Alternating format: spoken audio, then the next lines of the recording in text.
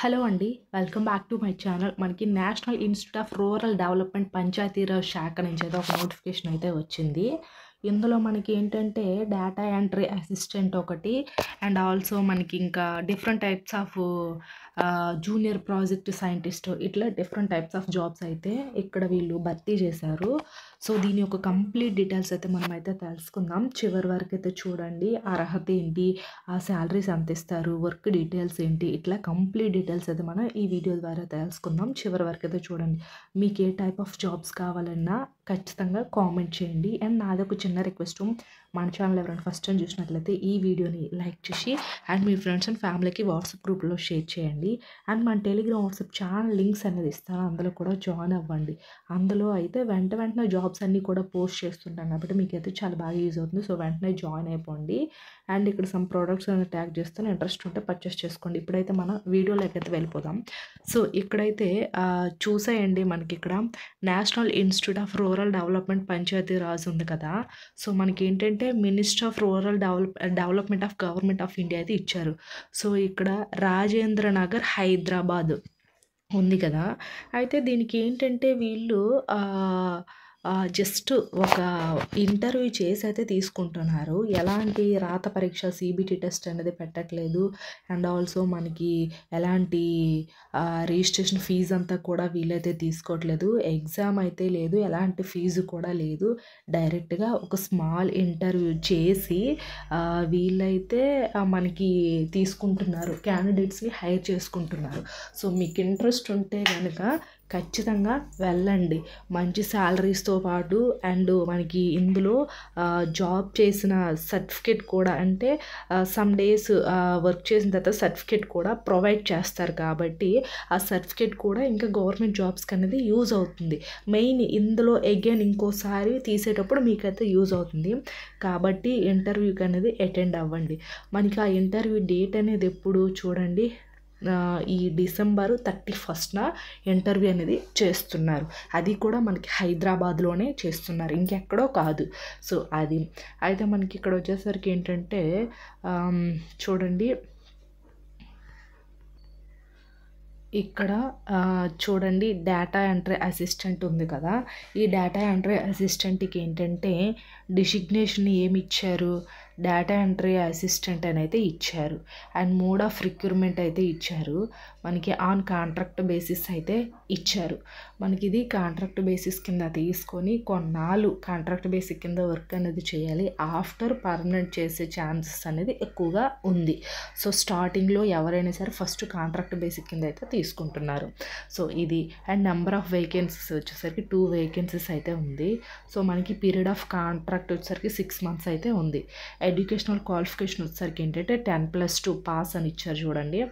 ఇక్కడ 10+2 పాస్ అనేది ఇచ్చారు. సో, మీరు ఇంటర్ క్వాలిఫికేషన్ ఉండేవాళ్ళు ఎవరైనా సరే అప్లై అనేది చేసుకోవచ్చు. సో, అదొకటి. And disable experience in data entry is preferred అనేది ఇచ్చారు. సో, మీకు డేటా ఎంట్రీ ఆపరేటింగ్ సిస్టంలో ఏమైనా ఎక్స్పీరియన్స్ ఉంటే ఎక్కువ ప్రిఫరెన్స్ అనేది ఇస్తారు. అంటే ఇక్కడ వీళ్ళు మ్యాండేటరీ అని అయితే ఏం అనలేదు. బట్ మీకు డేటా ఎంట్రీ ఆపరేటింగ్ సిస్టంలో ఏమైనా ఎక్స్పీరియన్స్ ఉంటే ఎక్కువ ప్రిఫరెన్స్ ఇస్తాము అంటున్నారు వీళ్ళైతే. సో, అదొకటి. అండ్ మనకి జాబ్ డిస్క్రిప్షన్ వచ్చేసరికి ఏంటంటే data entry and cadastral data for the project. ఇప్పుడు ఒక ప్రాజెక్ట్ ఇచ్చారనుకోండి, ఆ ప్రాజెక్ట్ అంతా కూడా మీరు ఒక డేటా ఎంట్రీ డాక్యుమెంటేషన్ అంతా చేయడం ఇలాంటివంతా ఉంటుంది. సో, కంప్లీట్ డీటెయిల్స్ కూడా వీళ్ళైతే వర్క్ కూడా ఫస్ట్ స్టార్టింగ్లో నేర్పిస్తారు, ట్రైనింగ్ కూడా ఇస్తారు. ఎలా చెయ్యాలి, ఏంటి, వర్క్ డీటెయిల్స్ ఏంటి, కంప్లీట్గా వీళ్ళు ఒక 1 మంత్ ఇట్లా ట్రైనింగ్ కూడా ఇస్తారు. సో, బట్ ఏంటంటే మీకు బేసిక్ డేటా ఎంట్రీ మీద కొంచెం నాలెడ్జ్ ఉంటే మీకే బెటర్ కదా! సో, అది ఇంకా వచ్చేసరికి ఏంటంటే ఏజ్ లిమిట్ వచ్చేసరికి 25 ఇయర్స్ అయితే ఇచ్చారు. ఇంకా ఏజ్ రిలాక్సేషన్స్ కూడా ఉంటాయి, చెప్తాను, వెయిట్ చేయండి. అండ్ రెమ్యునరేషన్ పర్ మంత్ ఎంత అంటే 15K అనేది ఇచ్చారు ఇక్కడ పర్ మంత్ శాలరీస్. సో, అదొకటి. అండ్ ఇంకా వచ్చేసరికి ఏంటంటే ఇక్కడ డీటెయిల్స్లోకి వెళ్తే మనకి ఇంకొకటి ఇచ్చారు. జూనియర్ ప్రాజెక్ట్ సైంటిస్ట్ ఉంది కదా, జూనియర్ ప్రాజెక్ట్ సైంటిస్ట్ ఇది ఒక పోస్ట్లో. సో ఇది ఏంటంటే డిజిగ్నేషన్ వచ్చేసరికి ఏంటంటే జూనియర్ ప్రాజెక్ట్ సైంటిస్ట్ అనేది ఇచ్చారు. అండ్ మోడ్ ఆఫ్ రిక్రూట్మెంట్ వచ్చేసరికి ఏంటంటే ఆన్ కాంట్రాక్ట్ బేసిస్ అయితే ఇచ్చారు. సో ఈ పొజిషన్ మొత్తం ఇవి 4 వేకెన్సీ అయితే ఉన్నాయి. ఒకటి ఓబీసీ వాళ్ళకి ఒకటి అండ్ అన్రిజర్వ్డ్ వాళ్ళకి 3 ఉన్నాయి. సో అన్రిజర్వ్డ్ వాళ్ళకి ఫస్ట్ ప్రిఫరెన్సు ఓసీ క్యాండిడేట్స్కి అయితే ఇస్తారు. And after SC ST BC ఇట్లా ఎవరికైనా ఇస్తారు. ఫస్ట్ ప్రిఫరెన్స్ అంటే అన్రిజర్వ్డ్ అంటే ఓసీకే ఫస్ట్ ప్రిఫరెన్స్.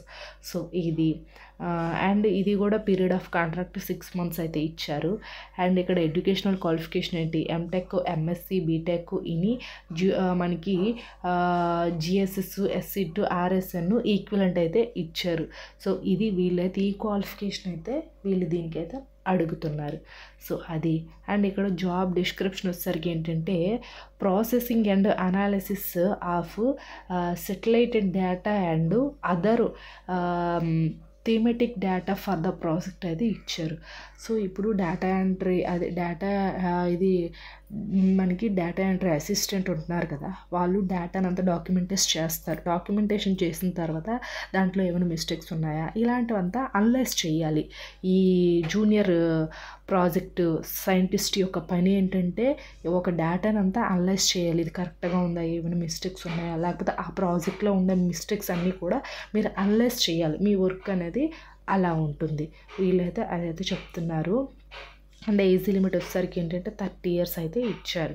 సో అదొకటి. అండ్ రెమ్యునేషన్ వచ్చేసరికి పర్ మంత్ 25,000 అయితే ఇచ్చారు. మనకు ఇక్కడ శాలరీస్ అయితే స్టార్టింగ్లో తక్కువగానే ఉన్నాయి, బట్ ఇంక్రిమెంట్స్ కూడా ఉంటాయి. సో అదొకటి.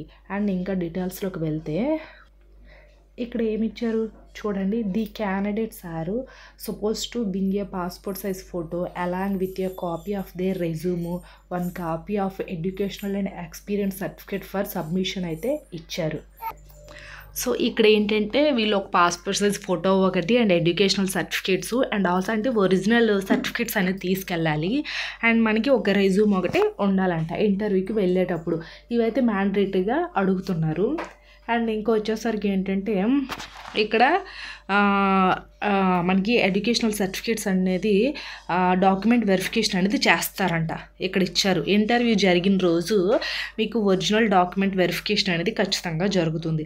సో ఒరిజినల్ డాక్యుమెంట్స్తో పాటు రెజ్యూమ్ ఒకటి, పాస్పోర్ట్ సైజ్ ఫొటోస్ ఒకటి, జిరాక్సెస్ కాపీస్ ఒకటి తీసుకెళ్ళాలంట. సో మనకి ఇంటర్వ్యూ ఎప్పుడు 31 ఫస్ట్ ఇది December 31 అయితే ఇచ్చారు. అది కూడా అడ్రస్ ఇచ్చారు చూడండి. విశాఖ ఆడిటోరియము మనకి మార్నింగ్ 10 o'clockకి విశాఖ ఆడిటోరియము NIRDPR ఇచ్చి రాజేంద్ర నగర్ అనేది ఇచ్చారు హైదరాబాదు. సో మనకి ఇది అడ్రస్. ఈ అడ్రస్ మీరు స్క్రీన్ షాట్ అయితే తీసుకోండి. మార్నింగ్ 10 o'clockకి అక్కడికైతే వెళ్ళైతే ఉండాలి. అండ్ మనకి ఆ రోజే వీళ్ళైతే ఇంటర్వ్యూ అంతా చేస్తారు. సో ఇదైతే స్క్రీన్ షాట్ అయితే తీసుకోండి. ఇంట్రెస్ట్ ఉండే వాళ్ళు వెళ్ళండి. ఐ హోప్ ఈ వీడియో మీకు ఇన్ఫర్మేటివ్ లైక్ చేసి షేర్ చేసి సబ్స్క్రైబ్ కూడా చేసుకోండి. Thanks for watching this video.